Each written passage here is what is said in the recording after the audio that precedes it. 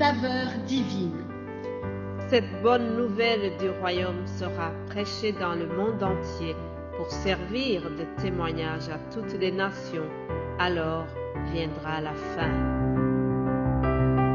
Ce pain céleste vous est présenté par Immaculée Niraneza. Shalom, shalom, mes bien-aimés qui écoutez cette émission Saveur divine. Que la paix de Christ soit avec vous. Je bénis le Seigneur qui nous fait arriver au bout de cette deuxième semaine de l'année 2024. Deuxième semaine seulement. J'espère que vous continuez d'aller bien. Et je bénis le Seigneur qui nous donne le souffle de vie aujourd'hui. En tout cas, moi qui vous parle, c'est bien une preuve que Dieu m'a gardé.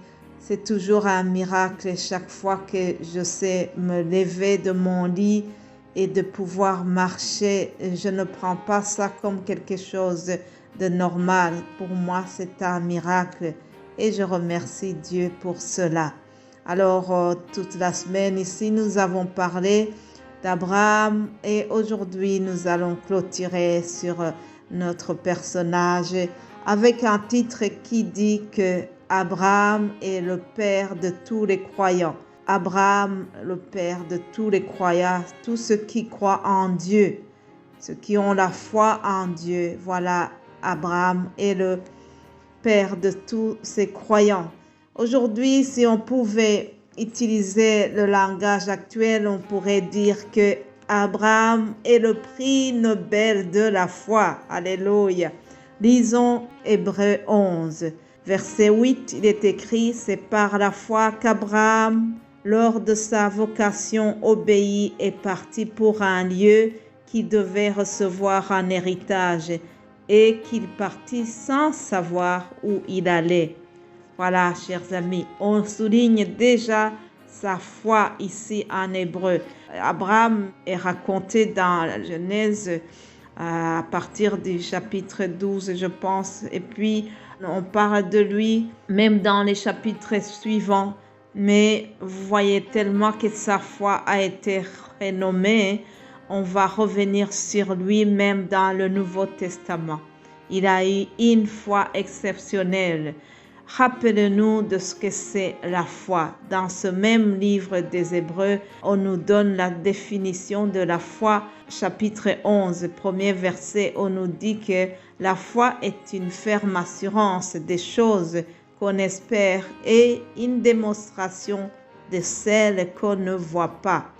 Voilà, Abraham a eu une ferme assurance des choses que Dieu lui avait racontées, des choses que Dieu lui avait dit. Il ne le voyait pas nécessairement comment cela va se passer, mais il a écouté la voix de Dieu et il a obéi, il a eu confiance en ce que Dieu lui avait dit.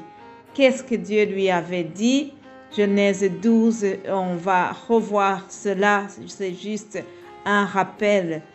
Genèse 12, les 3 premiers versets, nous lisons. L'Éternel dit à Abraham, « Va-t'en de ton pays, de ta patrie et de la maison de ton père, dans le pays que je te montrerai. Je ferai de toi une grande nation et je te bénirai.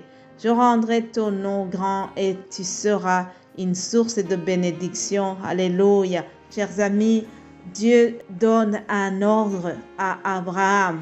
Il lui dit, va-t'en, quitte ton pays natal et va dans le pays que je vais te montrer. Quelle est la réaction d'Abraham? Il obéit. Et pourtant, à cet âge-là, ce n'était pas facile de quitter le confort, quitter ses habitudes, quitter sa patrie pour aller vers l'inconnu. Il avait déjà 75 ans ou 75 ans pour nos compatriotes belges. Et il s'en va, il obéit. Alors, suite à son obéissance, Dieu lui promet des choses. Il lui promet une grande nation. 2. Il lui promet la bénédiction. Il lui promet aussi que son nom sera grand. Et il lui promet qu'il sera lui-même une source de bénédiction pour les autres. Je lis au verset 3, Dieu lui a dit qu'il bénira ceux qui vont le bénir et ceux qui vont maudire Abraham seront maudits. Autrement dit, Dieu s'engage à le protéger d'une manière spéciale. Voilà, chers amis, ça c'est ce que Abraham avait comme promesse. Dieu lui dit ça et il a eu foi dans toutes ces choses.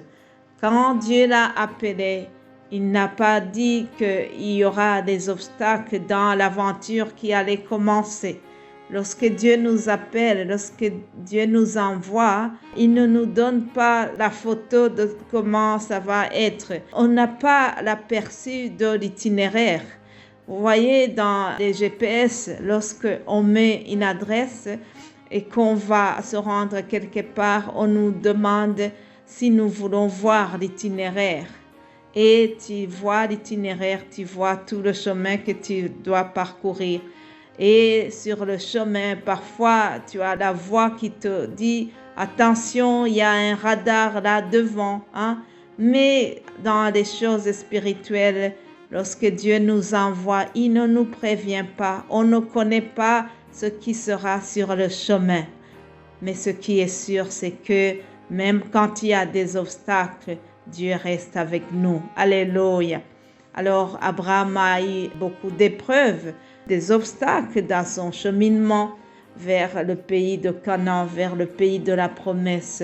Les promesses que Dieu lui avait données, la promesse d'être une grande nation, la promesse d'un enfant, déjà, ça a pris 25 ans avant que cette promesse soit réalisée. Vous savez, hier, je vous ai parlé d'Isaac.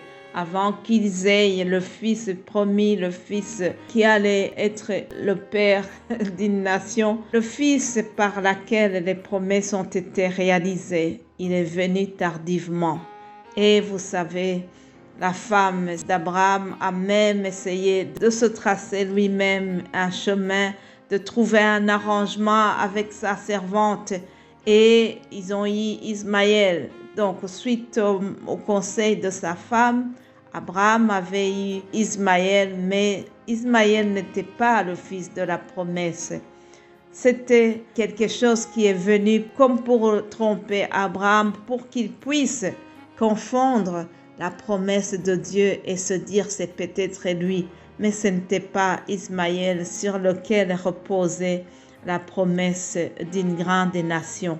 Alors, si je reviens sur le titre de Abraham, père des croyants, on peut revoir un peu dans ce chapitre 22. Et si je retourne un peu dans ce chapitre 22 sur le sacrifice d'Isaac, on voit qu'Abraham avait vraiment une foi exceptionnelle. Dans cet épisode, nous voyons au verset 7, son fils qui lui demande, Isaac dit à son père, voilà, nous avons le feu, nous avons le bois, mais où est l'agneau pour l'Holocauste? Et au verset 8, nous voyons qu'Abraham répond à son enfant, Dieu pourvoira lui-même de l'agneau pour l'Holocauste. Vous vous rendez compte, chers amis? Il est là devant l'autel et il croit que Dieu va pourvoir. Il ne savait pas nécessairement comment ça va se passer, mais il avait la ferme assurance, il avait la foi que même si Isaac serait mort, il était capable de le ressusciter. Alléluia. Mon frère, ma sœur, retenons ceci, c'est que malgré les péripéties qu'Abraham a rencontrées, malgré tous les obstacles qu'il y a eu, les promesses de Dieu ont été réalisées. Alléluia. Dieu n'a pas menti, Dieu est fidèle à sa promesse. Tout ce qu'il avait promis à Abraham, cela a été réalisé. Alors cela doit nous encourager aussi. Mon frère, ma sœur, nous devons avoir la foi que ce que Dieu nous a promis au travers des prédications, ce que Dieu nous promet au travers la lecture de la Bible, ce que Dieu nous promet au travers les paroles de connaissance que nous avons durant les périodes de culte, tout cela, ce que Dieu t'a dit ou ce qu'il m'a dit, quoi qu'il arrive, il va le faire. Gardons les promesses de Dieu, attachons-nous à ces promesses et Gardons la foi que celui qui nous a parlé, il est digne de confiance. Ce qu'il a dit, il le fera, quoi qu'il arrive. Voilà, chers amis, je vous souhaite un très bon week-end et que Dieu vous bénisse abondamment. Alléluia. Amen.